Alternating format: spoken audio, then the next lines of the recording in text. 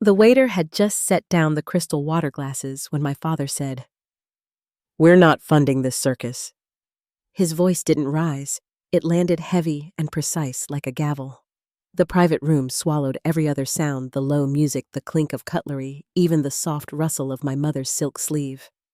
Jackson's hand tightened under the table, the smallest flinch, while my sister watched me the way a cat watches a trapped bird. I saw the chandelier reflected in my father's cufflinks, and in the gleam, my own stunned face looking back. No one breathed. Somewhere in the main dining room, a cork popped, and laughter followed, as if another world was still moving while mine stopped. Before I go on, tell me where you're listening from, down in the comments. And if you've ever had someone try to buy your silence with help, tap that like button and share this with someone who'll understand. Make sure you're subscribed so you don't miss what comes next. But to understand how that sentence ended one life and started another, you have to know the rules I grew up with and how I finally stepped outside them. I was raised in a brick colonial just outside Boston. 4 bedrooms, trimmed hedges, porch lights that clicked on at exactly 6 hours. On the mantel, our Christmas cards stood in tidy rows, 4 faces smiling in perfect symmetry. My father, Thomas Anderson, made a point of telling anyone within earshot that he built his consulting firm from nothing. He said it like a hymn, and we lived inside the verses. Efficiency, results, reputation. My mother, Eleanor, kept our house like a hotel you were afraid to touch. She had given up a curating job years before, and over time, her opinions stopped arriving in full sentences. Whatever your father thinks, she'd say, smoothing a table runner that didn't need smoothing. My older sister Amanda learned early to read the weather and dress for it. She laughed at the right jokes, dated the right men, and majored in the right thing. She called it being strategic. I called it breathing someone else's air. When she graduated, Dad handed her a key fob to a new BMW over salmon with dill, and a speech about excellence. A year later, I got a used Volkswagen and a lecture on fiscal responsibility in the driveway while the neighbors watered their lawns. Marketing didn't impress him. "I work with numbers, not feelings," he'd say, adjusting a cuff, as if the word itself left lint. Still, I learned to analyze markets the way he analyzed people, and I built a life outside his front gate, my own apartment, a job that listened when I spoke friends who knew me as more than a last name. Jackson came on a night with paper name tags and 2 bright lights. My company sponsored a table at a charity gala. He was there with renderings of a school designed to save energy and gather rain. He wasn't trying to be interesting, he simply was. We talked until the ballroom emptied, the staff stacking chairs around us like quiet monuments. He asked for my number in the old-fashioned way, no swagger, just a question and a wait for the answer. I said yes because my body already had. He grew up in Vermont, in a house with a squeaky screen door and a backyard maple that still held his childhood treehouse. His mother is a nurse. His father taught high school history and still says civic duty without irony. When I visited, the coffee mugs were mismatched, the floor had a nick near the stove, and I felt my shoulders drop 2 inches. I stood at that kitchen counter the first time Margaret hugged me and thought, oh, this is what soft feels like. Jackson proposed 2 years later on a fall afternoon that smelled like apples and dry leaves. The ring had been his grandmother's reset with sustainable stones. It didn't glitter like a chandelier. It glowed like a lamp in a window when you come home late. We decided our wedding would follow the same principle. Nothing showy, everything meaningful.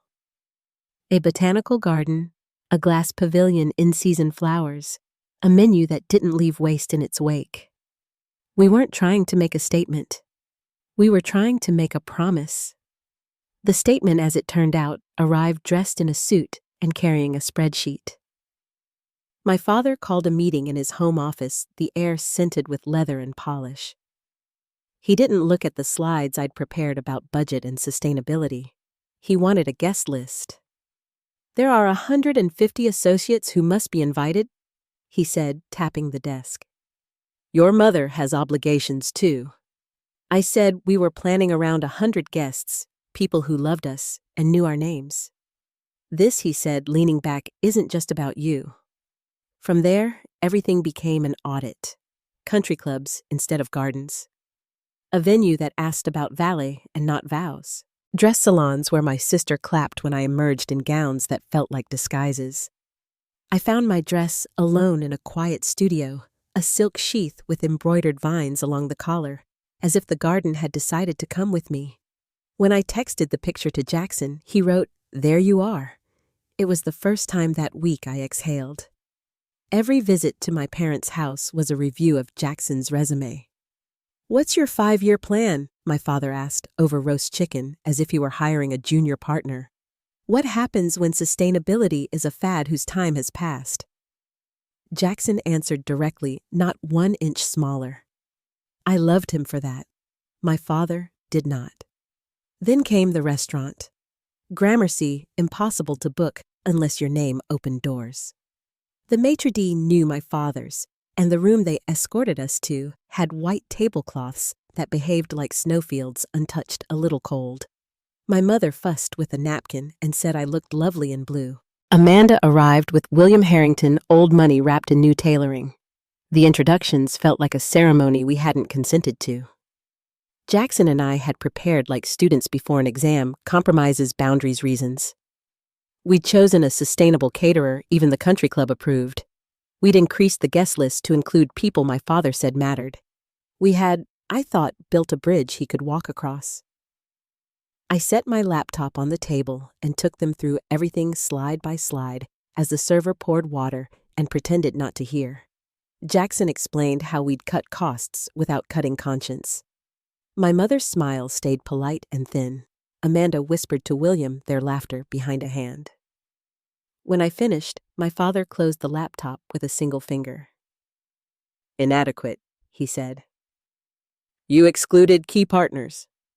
William leaned in as if invited. "My parents hosted 500 at my cousin's wedding. He offered the way, some people offer mint. Anything less makes a statement."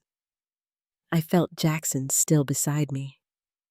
"We're trying to be mindful of waste," he said, his voice even. "Large events create it.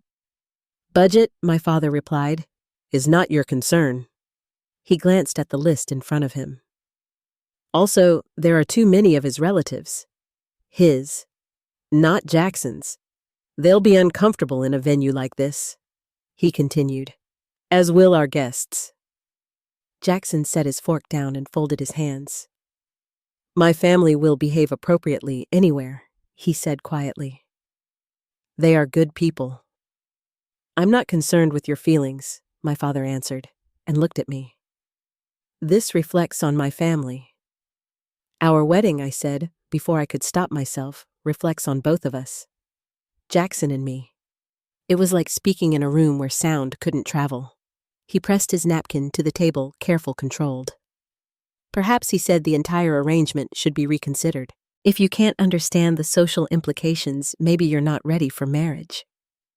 That's when the chandelier lights brightened in my eyes until the room fuzzed at the edges.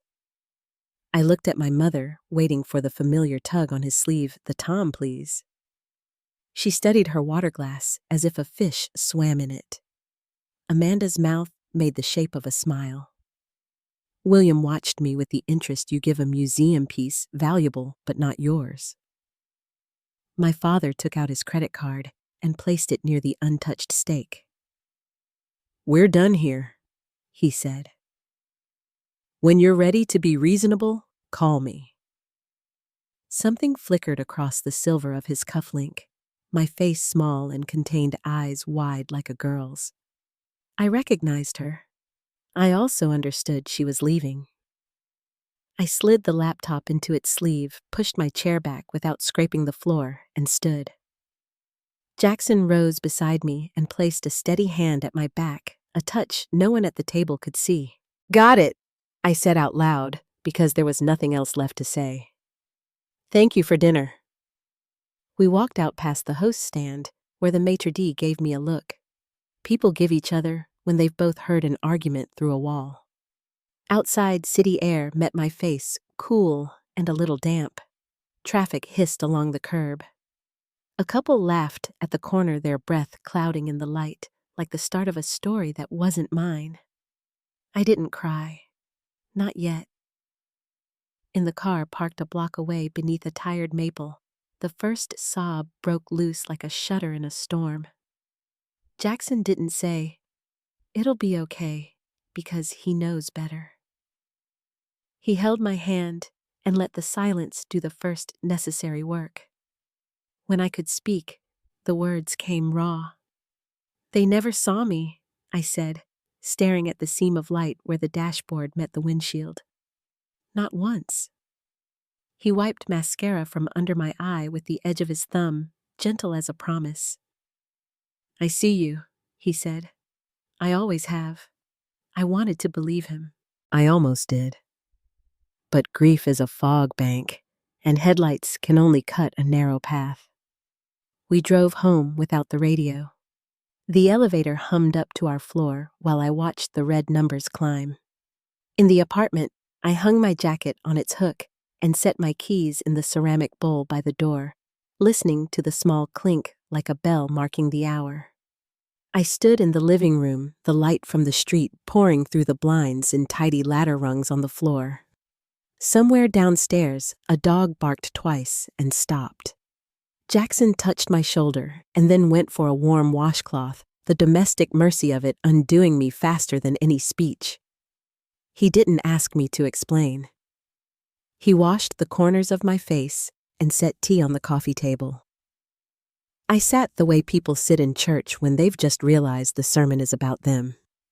The quiet expanded until it filled the room. My phone stayed face down where I'd left it on the hall table. No messages yet. Their silence had a shape I recognized, the shape of a lesson. Comply and the door opens. Resist and freeze. It was a familiar cold.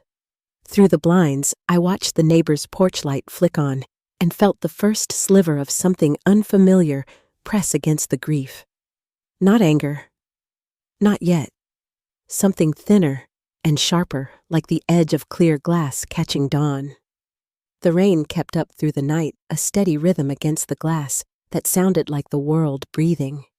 I sat on the couch until the first pale stripe of morning light crossed the floorboards. Jackson had fallen asleep beside me, his arm still resting lightly over mine, as if he was afraid that if he let go, I might disappear. When I finally stood, the floor felt unfamiliar under my feet, like the ground after a small earthquake, still solid, but changed. The kitchen smelled faintly of tea and lemon from the night before. I made coffee without thinking, measuring the grounds, pouring the water, listening to the quiet click of the machine. No messages waited on my phone. No apology.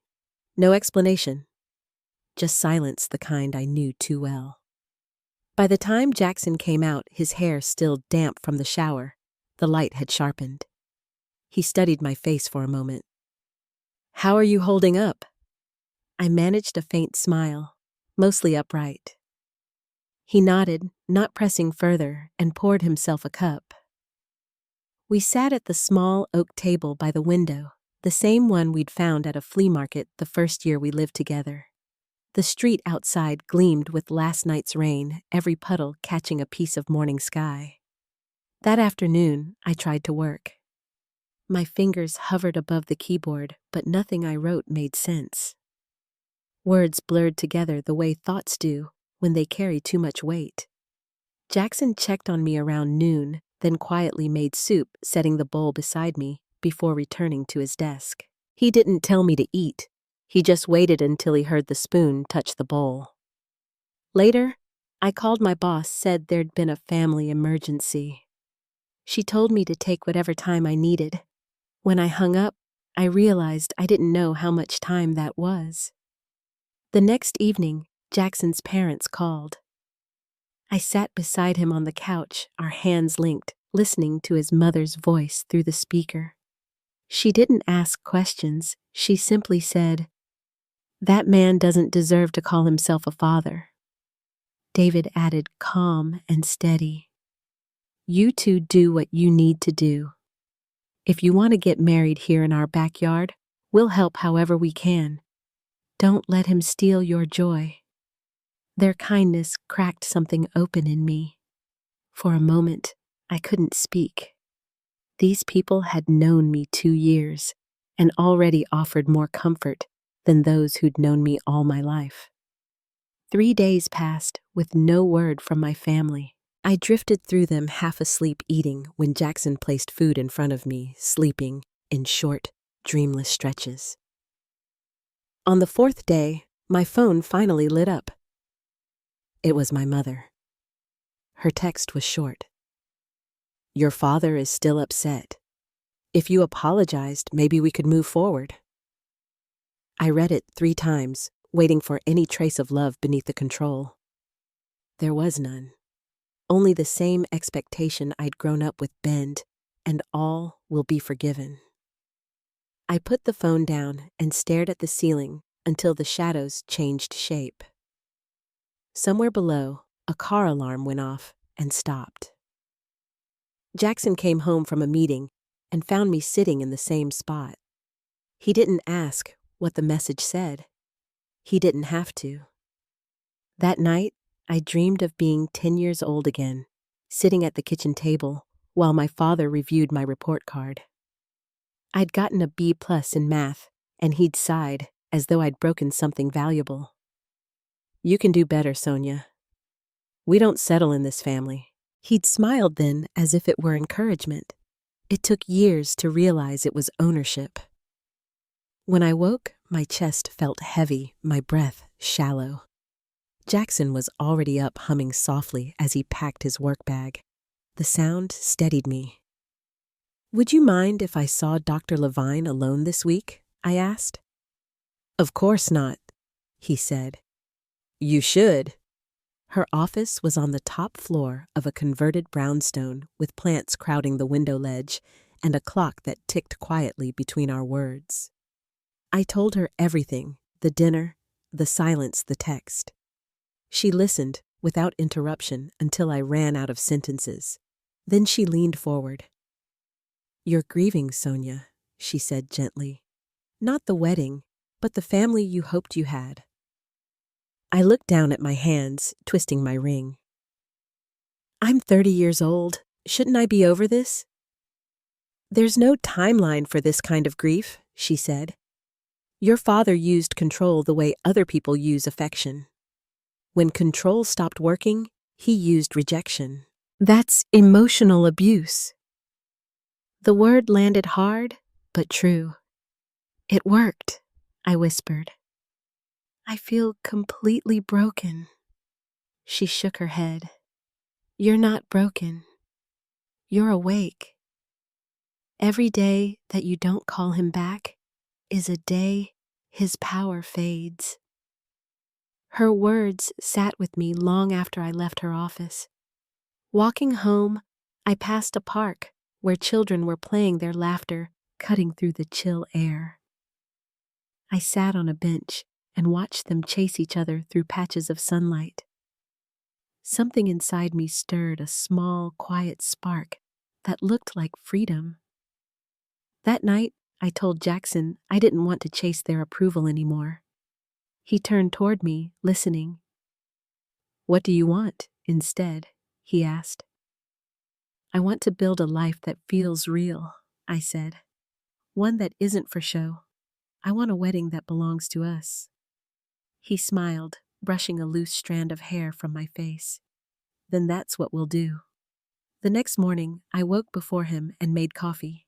The sun poured across the counter, and for the first time in weeks, the air didn't feel heavy. I opened my laptop and began running numbers, what we had saved, what we could afford. Jackson joined me an hour later, still in his t-shirt, and pulled up a chair. There she is, he said softly. We talked for hours, not about venues or decorations, but about meaning. What marriage looked like beyond the ceremony. What we wanted our life to stand for. By the time we were done, the table was covered in notes, scribbles, and coffee rings. I felt lighter, anchored by something I couldn't quite name. We decided to fund everything ourselves, no strings, no expectations. It would mean smaller, simpler choices, but each one would belong to us. I started calling vendors, searching for places that valued intention over luxury. When I told my coworker Gabriella what had happened, she didn't offer pity. She thought for a moment and said, "My cousin runs events at Alpine Meadow State Park. There's a new pavilion by the lake. It's beautiful. Let me see what I can do." 2 days later, Jackson and I drove out there.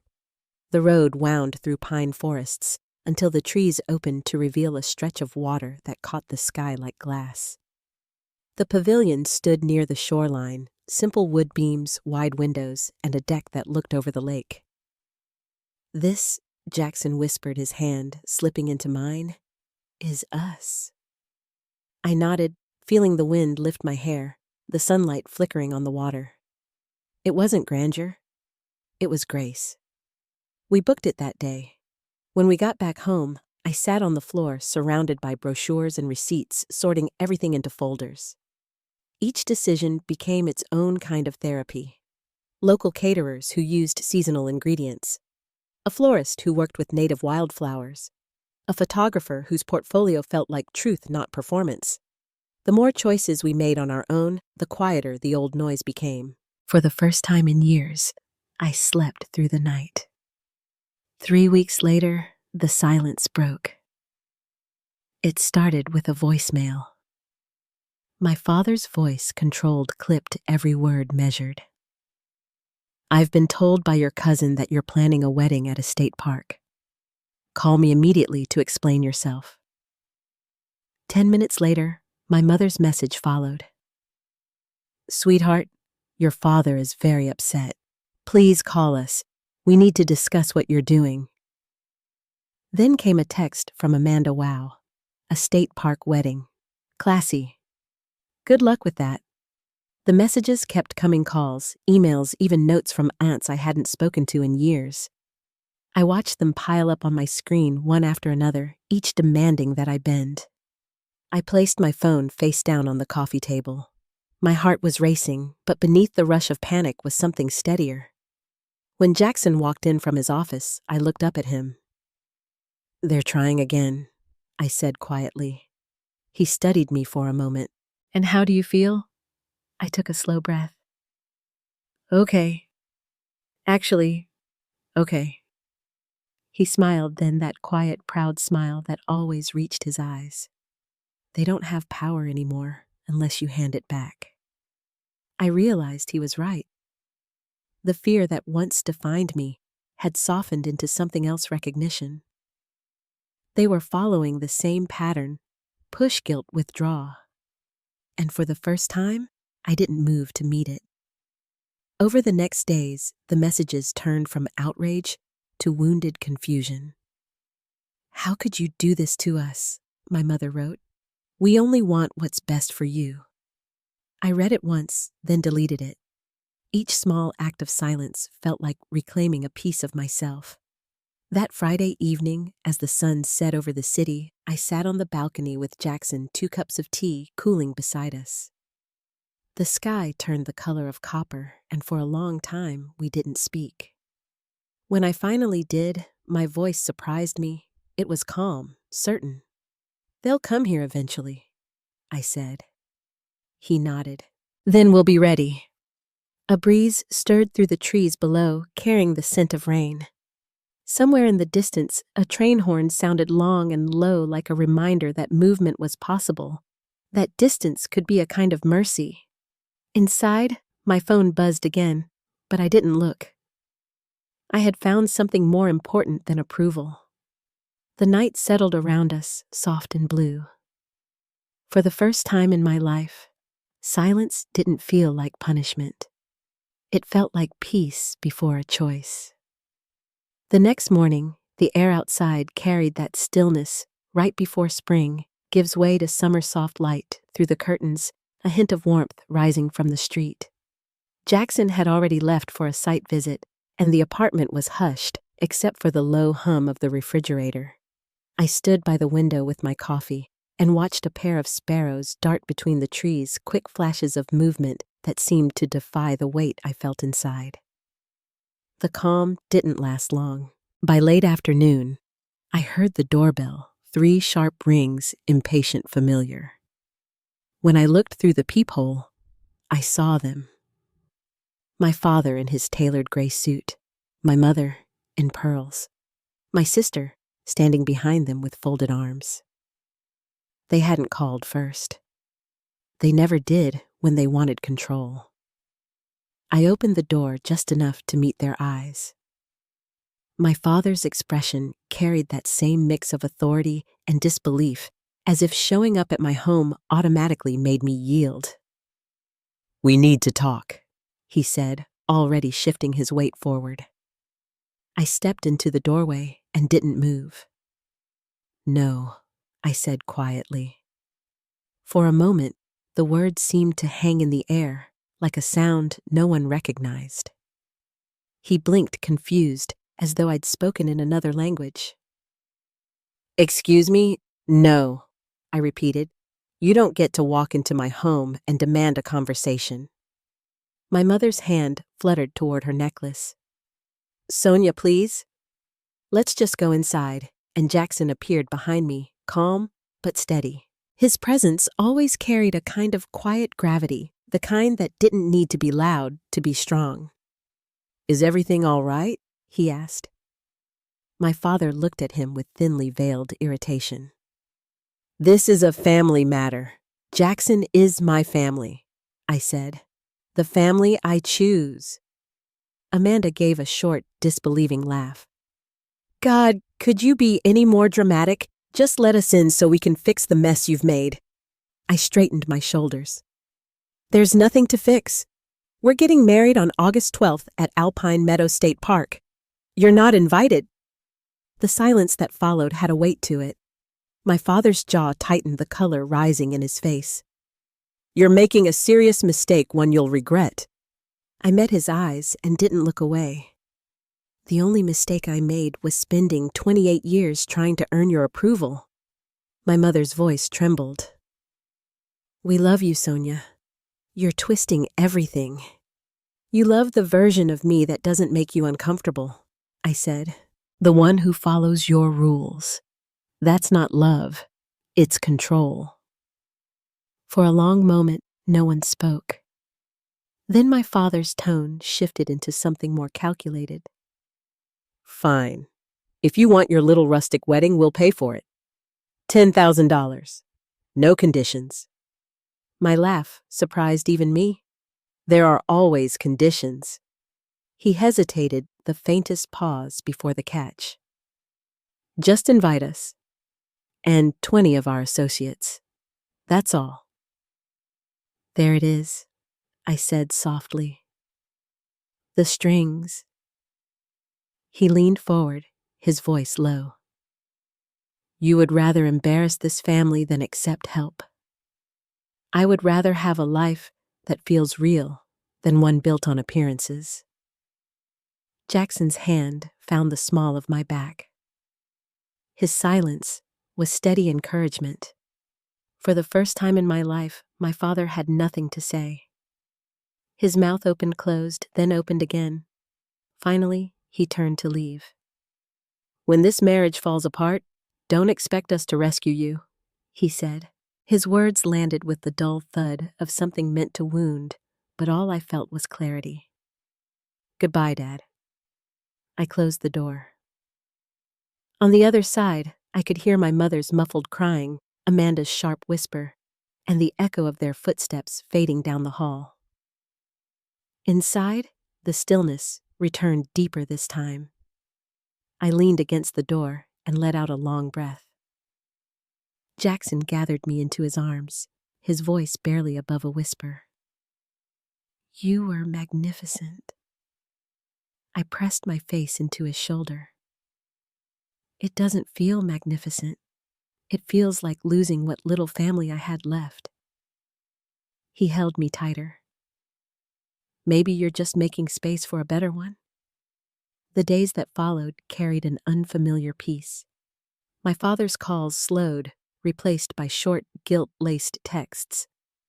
"Your mother is distraught. We only want to protect you."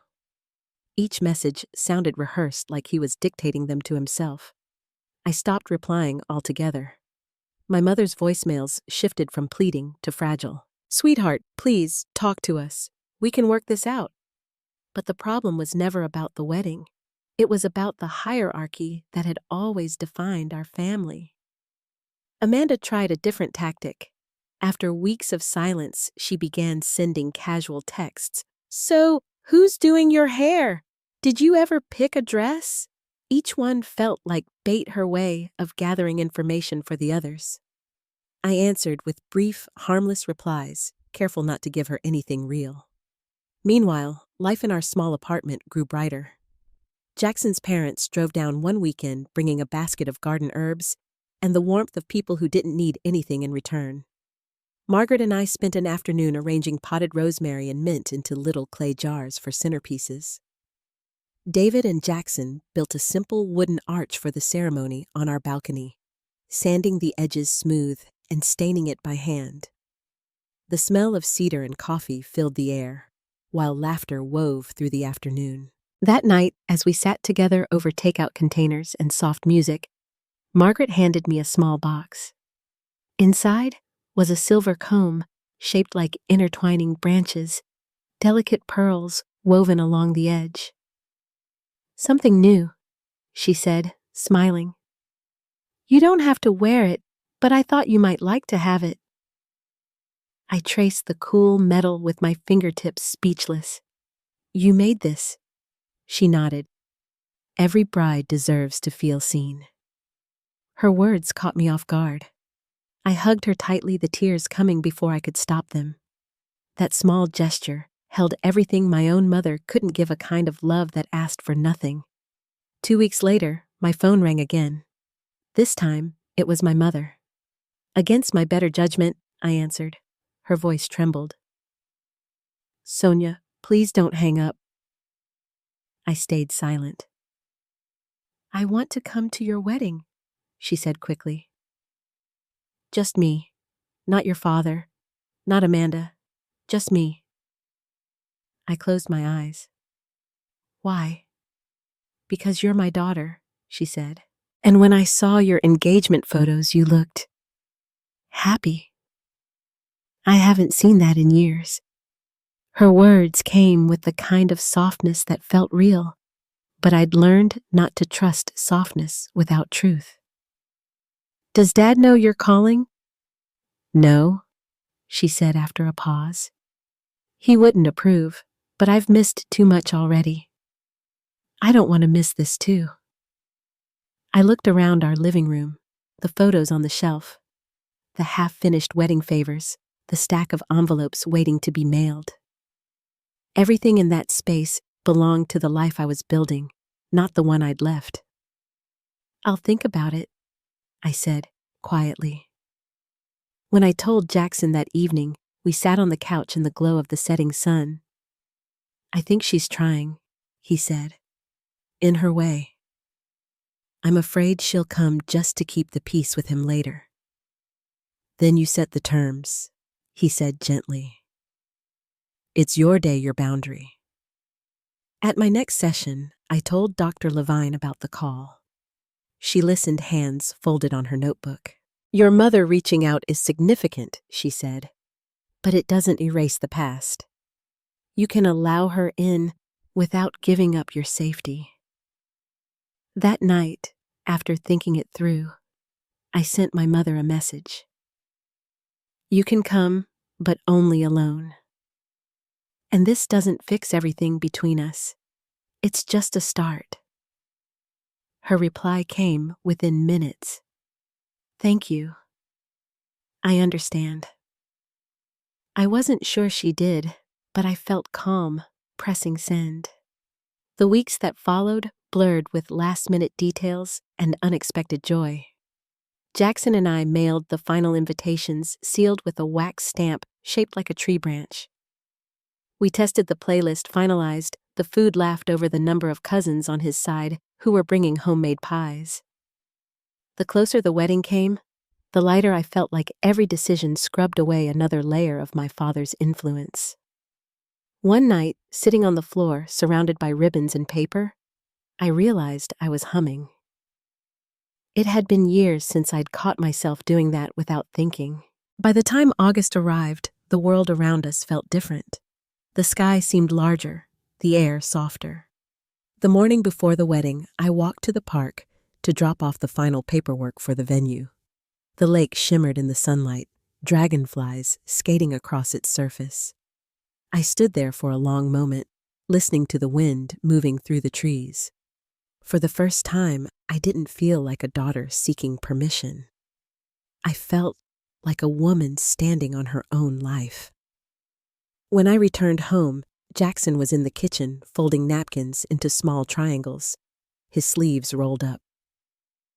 "Everything's ready," he said, smiling. I leaned against the doorframe, watching him. "Everything's changing," I whispered. He looked up. "It's supposed to." The next morning, I would wake to sunlight spilling through the curtains to the sound of friends arriving with flowers and laughter. But that evening, as the sky turned gold, I sat by the window with my tea, feeling both the ache of what I'd lost and the quiet thrill of what I was about to gain.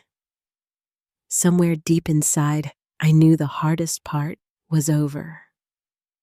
The silence that used to feel like punishment now sounded like peace, and the life waiting ahead of me finally felt like mine. The morning of our wedding dawned so still that the lake outside looked like polished glass.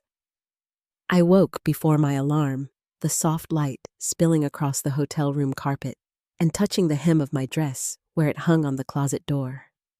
For a moment, I just lay there, listening to the quiet hum of the air conditioner and the faint rustle of trees beyond the window. Then it hit me, the calm wasn't nerves, it was peace. By 7, the suite had filled with movement. My college roommate Lila came through the door balancing a tray of coffees. Abby Jackson's sister trailed behind her with a small bouquet of white wildflowers. My co-workers Gabriella and Aaron followed, laughing about something only half-whispered. Their laughter filled the room like sunlight. The air smelled faintly of hairspray and vanilla lotion. While the others unpacked makeup brushes and jewelry boxes, I stood at the window watching the early fog lift from the lake. A heron glided over the water wings, outstretched and sure. Lila touched my shoulder. "You okay?" she asked. I smiled. "I think I'm finally better than okay." She squeezed my hand before moving back to help Abby set up mirrors. I slipped into the silk dress I'd chosen months earlier, the one my father had called unsuitable. The fabric felt cool and light against my skin, every stitch a quiet rebellion. The delicate vines embroidered along the neckline caught the morning light, shimmering faintly when I turned. When I saw my reflection, I didn't think of how I looked. I thought of how far I'd come to feel this sure in my own skin.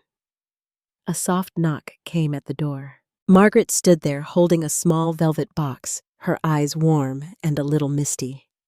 "May I come in?" The girls parted for her, instinctively sensing the moment. She stepped close and opened the box. Inside was the silver comb she'd given me weeks ago now, with a single blue stone added to its edge. "Something new and something blue," she said, with a smile that trembled at the corners. I turned so she could fix it in my hair. Her hands were steady, practiced. When she finished, she rested them lightly on my shoulders. "You look radiant, Sonia." "Thank you," I whispered, "for everything." She brushed a tear from her cheek and laughed softly. "Don't thank me. Just promise to love my son the way he loves you." "I already do." Behind her, the door opened again, and my mother stood there. For a heartbeat, no one spoke. She looked smaller than I remembered, dressed simply in a soft blue dress that caught the color of the lake. Her eyes searched my face. "You look beautiful," she said quietly. I nodded. "Thank you for coming." She hesitated, emotion catching in her throat. "I wouldn't have forgiven myself if I didn't." She stayed only a moment longer, then excused herself to find a seat. After she left the room, fell into a thoughtful silence. Gabriella broke it with a gentle clap. "All right, everyone. Time to head down before we all start crying." The walk from the suite to the pavilion felt like moving through a dream. The air smelled of pine and fresh water. Guests chatted softly along the path, their footsteps crunching on the gravel. When the lake came into view, the sight stole my breath, the pavilion draped in pale linen, the arch Jackson and his father had built standing beneath a canopy of trees, sunlight filtering through the leaves. Music drifted from the small quartet we'd hired, the notes carried by the wind. When I reached the clearing, my heart stumbled at the sight of him. Jackson stood beneath the arch, the morning light cutting across his face. His expression was steady calm, the kind of calm that tells you you're home. The world narrowed until there was only him, the sound of the lake lapping against the shore, and the faint scent of wildflowers carried on the breeze. When I reached him, his hand found mine. His thumb brushed the back of my fingers, one small gesture that said everything words couldn't. The officiant, an old family friend of the Matthews, spoke with a voice like weathered wood, warm-grounded. He began the ceremony, but I barely heard the words. All I felt was the pulse of Jackson's hand in mine, the steady rhythm that had anchored me through so much. When it was time for our vows, Jackson turned toward me, his voice even and sure. "You've shown me what strength looks like," he said. "When others tried to dim your light, you stood taller. I promise to stand beside you through everything, to build a home where you can always be yourself." I blinked back tears as I spoke my own. "You never asked me to change to be loved. You saw me fully and still said yes. I promise to choose you every day, to build a life where honesty and kindness come first." When he slipped the ring onto my finger, the breeze lifted the edge of my veil. I felt the world expand around us, the sound of the lake, the murmur of our guests, the quiet awe of knowing I was no longer waiting for permission to be happy. Afterward, during the golden hour, when the sun dipped low and turned the lake to copper, our photographer captured the kind of moments that can't be staged. Jackson spinning me under the strings of light. Our friends laughing as children chased each other across the grass, Margaret hugging me while wiping her eyes. At one point, I stepped away to catch my breath. My mother stood at the edge of the pavilion watching Jackson speak with his parents. I joined her, the hem of my dress brushing the wooden floor. "He makes you happy," she said softly, not a question, but a quiet acknowledgement. "Yes," I answered. Not because everything is perfect, but because we're honest. He gives me space to be who I am. She was silent for a long time, eyes following the reflection of the lights on the water. "I don't know how to love like that," she said finally. "I never learned." Her honesty broke something open between us, a space where truth could finally breathe. I touched her hand. "It's never too late to learn, Mom." She nodded, a small motion, but it felt like the beginning of something real. The night deepened around us, filled with music and laughter. Jackson and I danced until the candles burned low. When it was time to leave, our guests formed a path with sparklers, their light flickering against the dark. Jackson squeezed my hand, as we walked through the shimmer. The lake shimmered behind us, the air carrying the sound of soft applause. In the car, we both sat in silence for a moment. Then Jackson turned to me, his eyes reflecting the faint glow of the dashboard lights. "You did it," he said quietly. "No," I whispered. "We did it." He smiled, leaning forward to kiss my forehead. Outside, the road curved away from the lake, and the world ahead opened like a promise. The next morning, the first thing I did was post a single photo on social media, just one. It was of us by the lake laughing mid-dance, the wind catching my hair. The caption read, "Best day of my life so far." I knew my father and Amanda would see it. I knew the picture would travel through our family circles, stirring the gossip my father once lived for. But for the first time, their reaction didn't matter. I wasn't trying to prove anything. I was simply showing the truth that love without conditions was possible, and that peace didn't need an audience. In the weeks that followed, our home filled with small reminders of that day, photos along the hallway, the silver comb resting on my vanity, a sprig of dried lavender pressed between the pages of our vows. Sometimes, when the afternoon light hit the picture frames just right, the reflection caught our faces and the lake behind us. It looked like forever captured mid-laughter. My father never called. Amanda posted her own engagement announcement 2 months later, an elaborate event at an estate lined with marble floors and chandeliers. My mother told me later she'd attended alone, her voice careful, uncertain. "It wasn't the same," she said quietly. "It felt cold." I listened, understanding without saying it. Some people would never trade control for warmth, no matter the cost. One evening, I came home from work and found Jackson on the couch, surrounded by open boxes. He'd finally brought home the photos from our photographer. We sat together, sorting them into piles, ones for family, ones for friends, and a few we'd keep just for ourselves. When I reached the last picture, I paused. It was of the lake after sunset, empty now, the pavilion lights glowing faintly through the dark. "That's my favorite," Jackson said. Why, I asked. "Because everyone's gone, and it's still beautiful."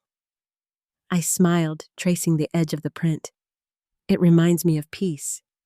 He nodded. "Exactly." Outside, the streetlights flickered on one by one. Somewhere in the distance, a train passed, its low whistle fading into the night. I leaned against him, the rhythm of his breathing steady and sure. For the first time in my life, I didn't feel like I was waiting for the next storm. I felt settled, rooted in a quiet happiness that asked for nothing and promised everything. And though part of me wondered what the future might bring, another part already knew whatever came next. I'd built the strength to face it on my own terms. The first morning after our honeymoon, the apartment was filled with that soft kind of quiet only early light can bring. The city outside was just waking up, the distant hum of traffic, the faint bark of a dog several blocks away. I stood barefoot in the kitchen, pouring coffee, the window open to the cool September air. It smelled faintly of rain and fresh soil from the community garden below. Jackson came up behind me, resting his chin lightly on my shoulder. "It's good to be home," he murmured. "It is," I said, and I meant it. The trip had been beautiful, but there was something grounding about returning to our own space. Our mismatched dishes, the worn rug that had survived 3 apartments, the shelf filled with wedding gifts that still smelled of new wood and possibility. Over the next few weeks, life settled into a rhythm that felt simple and whole. Jackson started sketching designs for a new sustainable housing project, his pencil always tapping gently against the edge of his sketchpad. I threw myself into a new campaign at work, one centered on community initiatives and small business support. For the first time, I felt aligned with my work instead of drained by it. The wedding had changed more than our last names. It had reset the quiet parts of my life, how I moved through a room, how I spoke my own name, how I no longer waited for approval before making a decision. The air around me felt wider. One afternoon in late autumn, my phone buzzed with an unfamiliar number.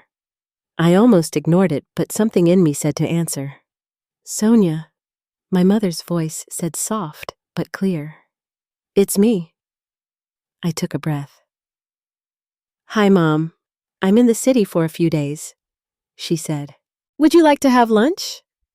Her voice carried that careful tone of someone learning a new language, the language of asking instead of expecting. We met the next day at a small cafe near the river. She wore a wool coat. I didn't recognize something understated and beautiful in a way that felt like her, not him. When she saw me, her eyes lit up with something unfamiliar, something free. "You look happy," she said. "I am," I replied. Over soup and tea, she told me about her book club, her new friends, the art exhibit she had helped organize at a local museum. My father hadn't attended. He said he was too busy. She said it without bitterness, just fact. When she finally mentioned him, her tone was different, measured, realistic. "Your father had a heart scare a few months ago," she said. "Nothing life-threatening, but it's changed him a little. He's quieter now, less sure of things." I stirred my tea. "I'm glad he's all right." She nodded. "He asked about you." There was no expectation behind the words, no request that I reach out, just a statement. It felt like progress. Later, when we parted, she hugged me longer than she used to. It wasn't an apology. It was an acknowledgement. A few weeks passed before I heard from him directly. A short message. "Your mother says you've been promoted. Congratulations. That's good work." I read it twice, the simplicity of it catching me off guard. No criticism, no control. Just words that landed without cutting. I replied with a simple, "Thank you." It was enough. The small exchanges continued, spaced by weeks or months, surface level but peaceful. It wasn't reconciliation in the way I once imagined, but it was honest. Sometimes peace doesn't arrive like an apology. It just stops hurting. Winter came early that year.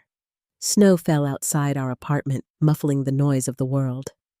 Jackson built a small fire in the hearth, and the two of us spent evenings reading the quiet between us, easy and warm. We didn't talk much about the past anymore. It had stopped feeling like something that needed explaining. In February, we launched a small nonprofit together, an idea born from those long talks with Dr. Levine. We called it the Groundwork Project. Its purpose was simple, helping young adults navigate family estrangement control and emotional manipulation. The kind of space we both wished we'd had. At the first meeting, we sat in a community center classroom with flickering lights and folding chairs. 10 people showed up, each with a story that echoed pieces of my own, different details, same ache. When it was my turn to speak, I didn't tell them how to forgive or how to forget. I told them how silence had once felt like punishment, and how it became peace when I stopped waiting for it to be broken. Afterward, a woman named Grace came up to me. She couldn't have been more than 25. I thought I was the only one, she said, her hands trembling as she held her paper cup of coffee. I smiled. "You're not," I told her, "and you never were." That night, when Jackson and I walked home through the cold, snowflakes clung to his coat and sparkled under the streetlights. I slipped my hand into his pocket with his and felt the steady rhythm of his pulse against my palm. By spring, my mother began visiting once a month. Sometimes we met for lunch. Sometimes she came by with fresh flowers and stayed for coffee. We didn't talk about the past directly, but the air between us no longer felt like thin ice. Once, as she admired a framed photo from our wedding, she said, "Your father looked at this one for a long time. He said you looked strong." It was the closest he'd come to an apology, and somehow it was enough. A few months later, Amanda called. Her voice was tentative. I just wanted to say, I saw the nonprofit you started. It's impressive. Thank you, I said. She hesitated. I guess we all have some things to learn. Maybe she did. Maybe she would. That was hers to decide. That summer, Jackson and I hosted a small gathering at the community garden. Friends, co-workers, and a few of the people we'd met through the nonprofit came. Margaret brought her herb bread. David grilled vegetables with a precision that made everyone laugh. My mother came too, helping arrange flowers in mason jars. She wore a wide-brimmed hat, and when she laughed at something Margaret said, I realized I couldn't remember the last time I'd seen her laugh like that. As dusk settled, fairy lights flickered on above the tables. The air smelled of mint and basil, and the faint hum of crickets filled the pauses between conversations. Jackson leaned close and whispered, Do you ever think about how far we've come? All the time, I said. He smiled. It's a good kind of distance. Later, as people began to leave, I stayed behind for a moment, walking the path between rows of tomato plants and lavender. The last bit of sunlight lingered at the edge of the horizon, gold fading into deep blue. My mother waved from the gate before she left her silhouette framed by the soft glow of the streetlight. I stood there a while longer, listening to the night settle. The hum of the garden lights, the soft murmur of Jackson talking with David by the gate. The air was warm, scented with earth and rosemary. That's when it struck me, not as a revelation, but as something I already knew deep down. Peace isn't a finish line. It's a place you return to each day, like turning on a lamp when evening comes. Life kept moving forward quietly, beautifully. My father and I would never be close, but we'd found a space between us where neither of us needed to win. My mother continued to grow into herself, and I kept choosing joy one decision at a time. Sometimes, when the apartment is still and the last light of day spills across the floor, I look at the photo from our wedding, the one of Jackson and me laughing by the lake. The image always reminds me how far love can stretch when it's real. Not loud, not perfect, just steady. Some wounds don't fade because we forgive. They fade because we finally let go. And sometimes letting go is what makes room for everything we were meant to hold. If this story found you at the right moment, tell me where you're listening from down in the comments. And if you've ever had to find peace on your own terms, I'd love to know what helped you. Don't forget to like, share, and subscribe for more stories about quiet strength and second chances. Thank you for listening, and remember the family you choose is just as sacred as the one you're born into.